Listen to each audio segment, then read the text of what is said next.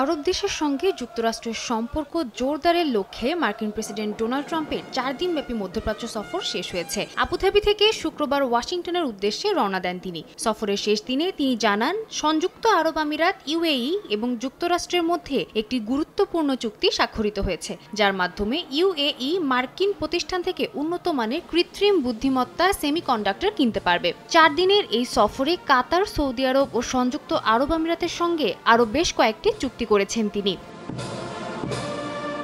আবুধাবিতে president ট্রাম্পের উপস্থিতিতে যুক্তরাষ্ট্র ও সংযুক্ত আরব আমিরাতের মধ্যে একাধিক চুক্তি সই হয়। এর মধ্যে উল্লেখযোগ্য হল, আমিরাতের পক্ষ থেকে যুক্তরাষ্ট্রে 2035 সালের মধ্যে $440 বিলিয়ন জ্বালানি খাতে বিনিয়োগের প্রতিশ্রুতি। এছাড়া আমিরাতের রাজধানী আবুধাবিতে 10 বর্গমাইল জুড়ে বিশ্বের বৃহত্তম কৃত্রিম বুদ্ধিমত্তা ক্যাম্পাস নির্মাণের ঘোষণা দেওয়া হয়। এই প্রকল্পের আওতায় বছরে 5 লাখ NVIDIA H100 চিপ আমদানি করবে আমিরাত। এই চিপগুলো পরিচালনা করবে যুক্তরাষ্ট্রের কোম্পানি।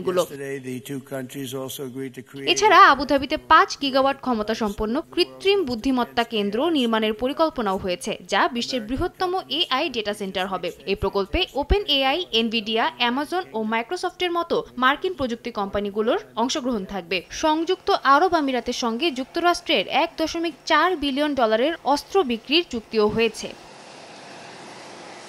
সফরকালে সিরিয়ার ওপর থেকে মার্কিন নিষেধাজ্ঞা প্রত্যাহারের ঘোষণা দেন ট্রাম্প। এর ফলে সিরিয়ার টার্টাস বন্দরের উন্নয়নে $800 মিলিয়ন চুক্তি সই হয় দুবাই ভিত্তিক ডিপি ওয়ার্ল্ডের সঙ্গে। এই চুক্তিগুলো সংযুক্ত আরব আমিরাতের জন্য কৃত্রিম বুদ্ধিমত্তা ও প্রযুক্তি খাতে বৈশ্বিক নেতৃত্বের পথে একটি বড় পদক্ষেপ হিসেবে দেখা হচ্ছে। তবে বিশ্লেষকদের অনেকেই এই চুক্তিগুলোর মাধ্যমে চীনের সঙ্গে প্রযুক্তি খাতে দ্বন্দ্বের আশঙ্কা করছেন।